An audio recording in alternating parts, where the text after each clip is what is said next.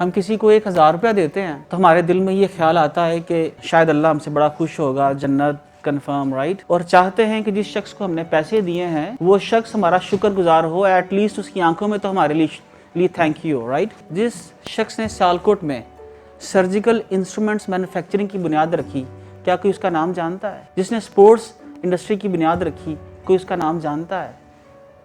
जिसने dental instruments industry की बुनियाद रखी और इस इल्म को लोगों तक पहुंचाया, सिखाया, कोई उसका नाम जानता है?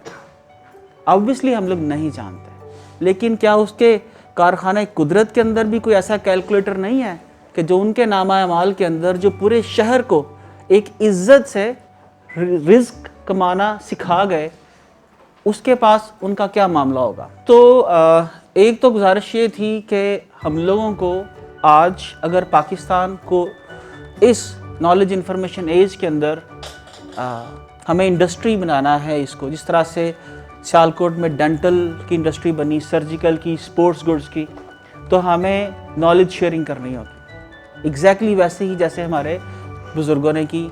अल्लाह ताला इनके लिए आसानियाँ करे और हमें इनके नक्शे कदम पर चलने की तौफीक दें। तो मैं छोटा सा जी एक विज़न है जिसको फॉलो करते हुए मेरी छोटी छोटी सी कंपनीज़ हैं, उनकी सक्सेस स्टोरीज़ मैं आपसे शेयर करूंगा। आज हम लोग जब इस सेशन से उठेंगे, मेरे ख्याल से मैं कोशिश करूंगा कि आप लोगों के सामने बहुत सारे नए रास्ते खुल चुके हों।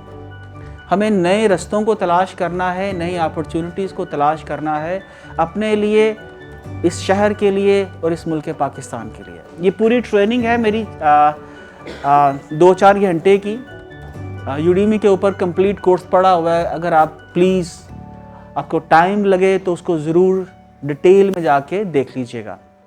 लेकिन मैं आपको इसके अंदर आपको विजन नज़र आएगा, मकसद नज़र आएगा, और हम देखेंगे कि आज की इस इंफॉर्मेशन टेक्नोलॉजी दौर के अंदर अगर एक शख्स जो है 1 घंटे के अंदर $25,000 सैलरी ले सकता है।